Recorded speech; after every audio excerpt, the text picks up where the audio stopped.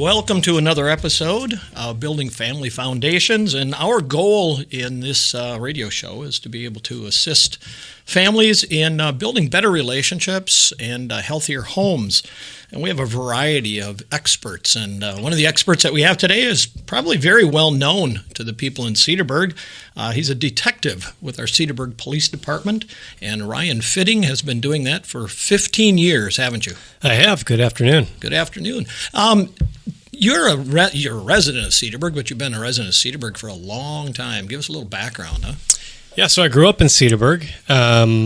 Went to public school, went to private school in Cedarburg. Did my high school years at Milwaukee Lutheran in Milwaukee.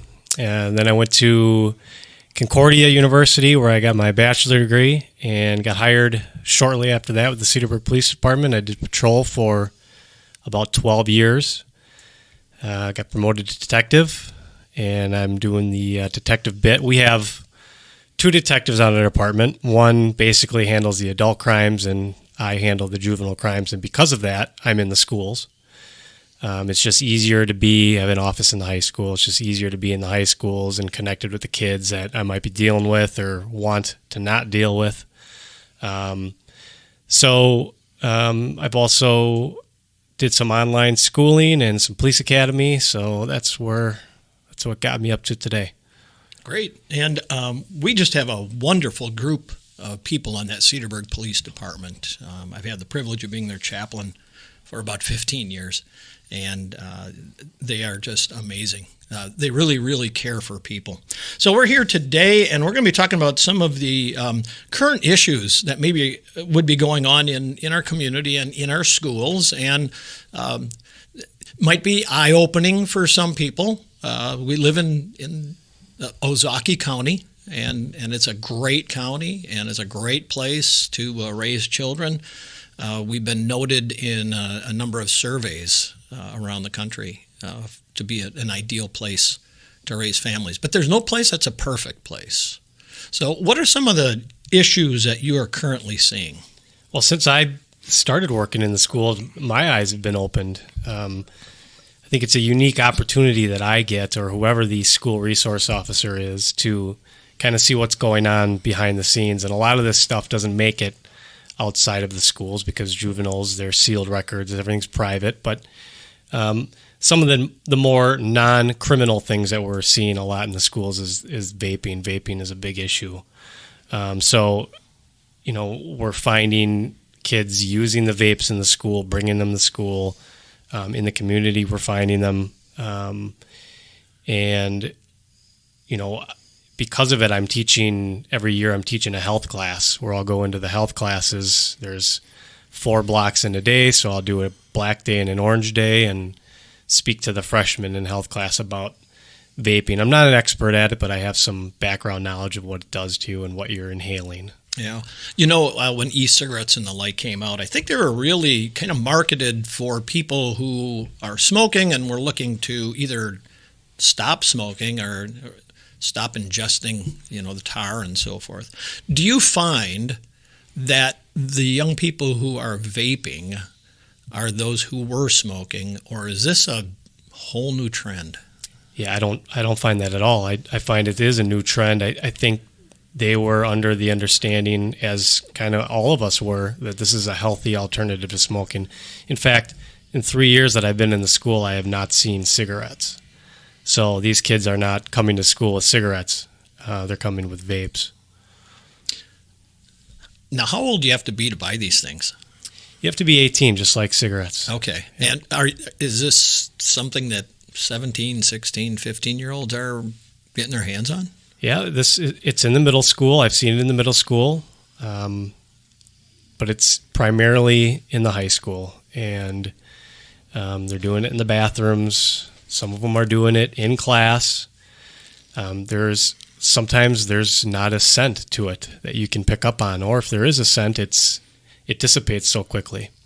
They'll hide it under their sleeves and just looks like they're, when you put your head down and they come up and they're actually vaping. So there's all kinds of scenarios of when they're doing it. But I always heard, maybe you heard popcorn lung.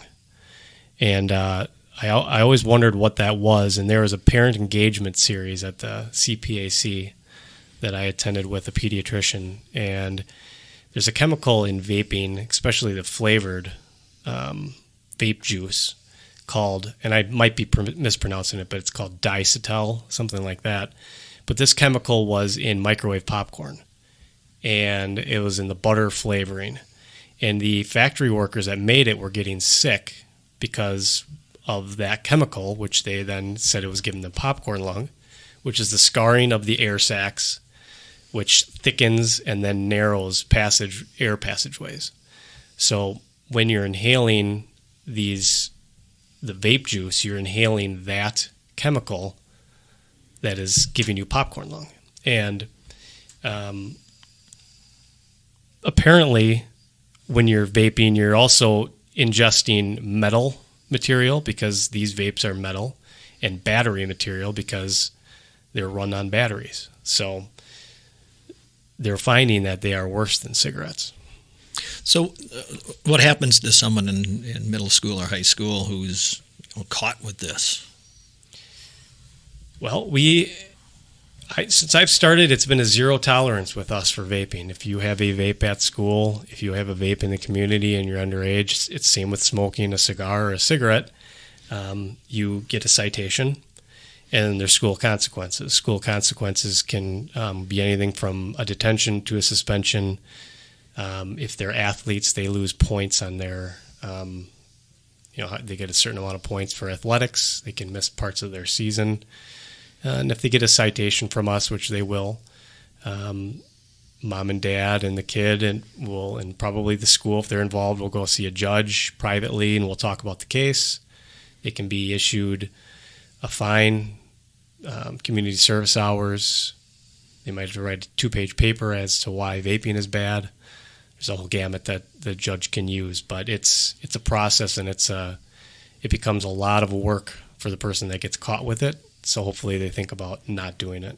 Yeah. So we're taking it serious here in the community. We are. Well, it's been deemed a crisis, a vaping crisis. In the United States, there's been 9 fatalities so far and 530 illnesses just from vaping. Wow. Go through your typical day as a resource detective with schools. There isn't one. Okay. But I'll get into school before school starts, and I'm at the high school typically. I service 3 elementary schools, the middle school, and then First Emmanuel School.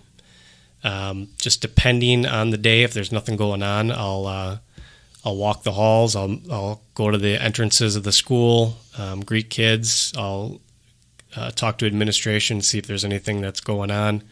But at any given moment, a teacher or a counselor or somebody else could come down and say, hey, we have a student that's suffering some type of mental illness that we need to discuss, or this student was just caught vaping in the bathroom. It just, you never know when it's going to happen. And then on top of that, things that happen in the community on the weekends. We might go to a party on the weekend, and a bunch of high school kids were, caught up in that. And so now we're dealing with that all week, getting people informed and following up on investigations that are referred to me from Child Protective Services. So there's a whole gamut of things that I take care of. And primarily I do it at the high school, which is really nice because I'm available to the staff and the students at the same time. So what's people who are listening might think, oh boy, there goes the heavy, Detective Fitting's the heavy guy. And what's the relationship like with the kids? I have a good relationship with, I wouldn't say a lot of the kids. At Cedarburg High School and at the middle school, definitely all the elementary schools just love the police. But the middle school and the high school, when I'm in my office working, I have my doors typically always open, and I'll have kids in passing stop in. I've got a basketball hoop in my office. They'll come shoot a couple shots before class starts. Got a couple kids that are into basketball like I am, so we'll talk about the Bucks. We'll talk about the Packers. Just kids will come in that have something in common with me, and they just keep doing it every day. And then those same kids and their friends will come in when they have problems. Hey, talk to Detective Fitting, is a good guy. And so people I don't even know will come to my office and, disclose something, and then we'll work through it. So it's kind of neat when they stop in and I'm able to help in that way. And we have another officer who works second shift really with the schools. Yep. Officer Nathan Butzler. In April, I think he's got 5 years on, but in April of 2018, he was appointed the school safety officer, which was a position that was created jointly between the city of Cedarburg and the school district, Cedarburg School District. And the need to have another school resource officer was found to be on second shift. So Officer Butzel will come in at about 2 o'clock. He'll check in with me at the high school, and then he'll service all the schools in the city, including First Emmanuel and the community if there's an event. And you'll see him at basketball games, football games, soccer games, school board meetings, banquets. He's roaming the halls. He's checking on doors for security and that presence, and he's available to staff, students, and the community as well. Excellent. We're coming up on break time now, aren't we? I'm looking over at Jeff, my extraordinary director, and we're going to be back with Detective Fitting. And when we come back, we want to talk about school safety and what kind of advice Detective Fitting has for you, the parent.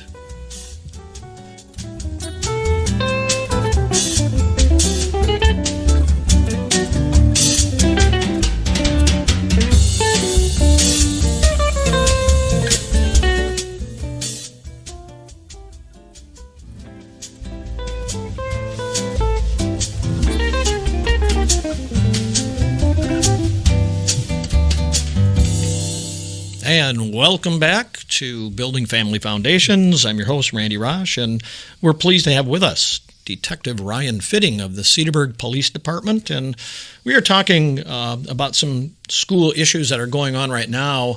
We're going to shift gears. When we think of schools and we think of police officers, I think safety really comes into mind. And, ever since the whole Columbine tragedy, we've been, as a community, as school districts, as police departments, really working together to try to make sure these things don't happen. But if they do happen, that we can do the best possible job to provide safety for those who work and learn in our schools. So when Columbine happened, it was kind of the police and first responders showed up. And really the rule at the time was when things settle down, we get into the school, right? Get as many kids out and then go into the school. And things have really shifted. Yeah, correct. That's what they did at Columbine. They set up a perimeter and waited. And that was something new to law enforcement. That was something new to everybody. So how to react, there wasn't a plan in place, and now there is. Now, when something like this would happen, the Cedarburg Police Department and all of the police departments and the Sheriff's Department in this county are trained to go and stop the threat. So it used to be even waiting for 2 to 3 to 4 guys to go in, and then you went in together. Now we go in by ourselves and see if we can stop the threat. And that's something that we've been practicing with our active shooter program with Lieutenant McNerney and the Ozaukee County active shooter team for years now. So as a result of that, the school security has amped up. We've gotten bulletproof glass because of Sandy Hook when the shooter just shot through the glass and walked through. We've gotten cameras, and that comes into effect with their new response options. The Cedarburg School District and First Emmanuel has adopted called ALICE. ALICE stands for Alert, Lockdown, Inform, Counter, and Evacuate. The old way of doing things was with an active shooter to lock down. And everybody kind of knows what lockdown is lock your door and hide in a corner. And lockdown, I believe that originated in the 70s in California when there was drive-by shootings. And when that would occur, the schools and buildings would all get to the floor and lock down until that drive-by shooting had passed. And so we kind of adopted it in this regard and got in the corner. But now all of the schools in Cedarburg have adopted Alice. And what that is response options for an active shooter event. And it just basically means instead of hiding in the corner, you have options. You can counter if somebody gets into that room. We're throwing things at the bad guy, whatever it is, whatever's there. If the bad guy is in the field house and you're on the opposite end of the school, you can evacuate. That's an option now. You can leave the building. And another option is to barricade. So if you are locked in a classroom, you can't get out, you can barricade it, put desks, anything to stop anybody from getting in the door. So the response options has been a valuable transition because of these school shootings. Yeah. So rather than, we talk about fight or flight, but then there's also freeze. It seems like we had been teaching just freeze where you are and hold your breath and just hope someone goes by. But now the idea is to be active. Right. Fight for your life, really. Yeah, and we're practicing it. Every school in Cedarburg, all of the staff members have been trained in a scenario like this, as if they were students. And it's really good for them. We go in with... we simulate an active shooter, or the police wear a red man suit, which is a padded suit, and we come in with a Nerf gun to simulate a real gun, and we breach classrooms and we have the teachers react, whether it's, countering by throwing things at the shooter to screw up their train of thought, and hopefully you can subdue that person, to exiting the building, just so that the teachers are familiar and have practiced something like this in case a real event would occur. Yeah, from what I understand, studies have shown, even if you have someone who's a trained sharpshooter, that if you disrupt them by throwing things at them, everybody is disrupted, no matter how trained you are. Yes, and your percentages of survival are much greater. Right, and we've trained, We've trained with the Nerf guns. We'll go into a room and we'll do the traditional lockdown that we used to train. Afterwards, we'll ask the teachers how many of them got hit with the Nerf gun, and probably over 50% of them would raise their hand. And then we'll go in a second time and have them throw things at the shooter. And after that scenario, we'll ask them who all got shot with the Nerf gun, and those numbers went down every single time. Man, okay, so you do these in the schools. Do you get feedback from the parents? We have not. We do get feedback, and that usually goes to the administration. And from what I hear from the administration is very, very few of them complain about it. A great majority are happy that we're training this way, and the staff also. The staff, they have a little anxiety when they go through these trainings because teachers aren't, this isn't something they went to school for. But afterwards, they're very grateful that they've gone through it and have some options on how to react. But you're always going to get, a few that think that this is causing more anxiety for their children, and that maybe it shouldn't be covered at all. But it's just our answer to that is it's the times we live in. In fact, today, California had a school shooting. I'm not sure the exact extent of it, but it's not commonplace. It's very rare, but it's occurring. Yeah. So what do you say to a parent if they contacted you and said, I understand why we're doing these things, but my child seems to be anxious about it? What would you suggest they say to their child? Well, we have modified situations like that. One size fits all isn't the case for anything I'm learning, especially in the school environment. So with parents, I think it would just be me educating them more, than the typical email that they may get that today we went through a lockdown. maybe I run them through exactly what's happening and what their children are experiencing and what kind of options they're given now to, hopefully let them get through an incident should it occur. And I think that would be enough for a parent to understand what we're trying to do. Right. I grew up, Jeff, you're too young for this, and so are you, detective, but I grew up in that Cold War era, and I remember hiding under our desk for an atomic attack practice because that desk was going to protect you from anything. But I don't know if we came out scarred. I think it was, like you say, it was a sign of the times, and it was on the news, and our parents did talk about that, and they did say, hey, everyone who can protect you is doing their best to protect you, and that's all that we're doing. Yep. So let's do this. What kind of advice would you have to parents overall, just on any subject that you would like to pick? Social media. That would be my number one. My advice for parents is to just stay connected with their kids and know who they're hanging out with, who's in their friend group, and what apps are on their phone, and what are they telling their friends, and what kind of information are they receiving. Because I'm getting cases of sexting, which is, in the end, child pornography and a crime. And not only that, it's the bullying. And the police can go back on these phones and get messages that are deleted, and these kids don't know that.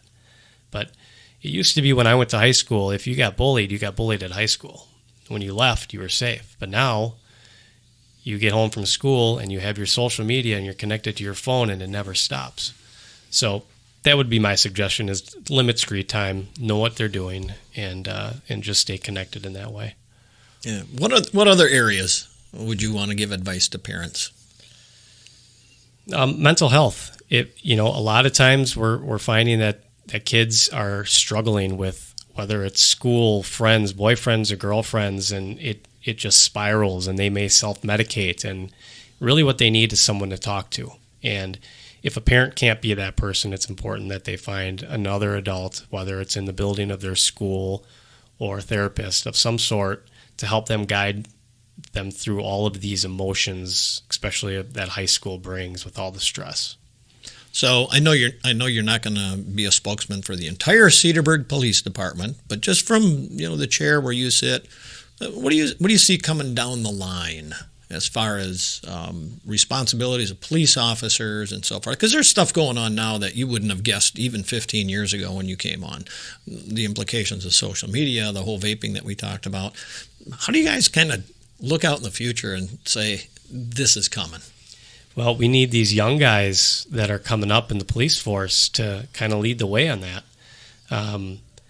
There are schools that we go to, and there are training announcements that we take advantage of, but I see technology being one of those aspects where technology is changing, and that's something we need to keep up with. Yeah, and that's not just for the kids. That's for adults, yes. Right? Because we're finding people losing their identity, and they're finding themselves in financial trouble and legal trouble. So, well, that could be another story. That could be another show here. Yeah. Is the financial crimes aspect and elderly scams.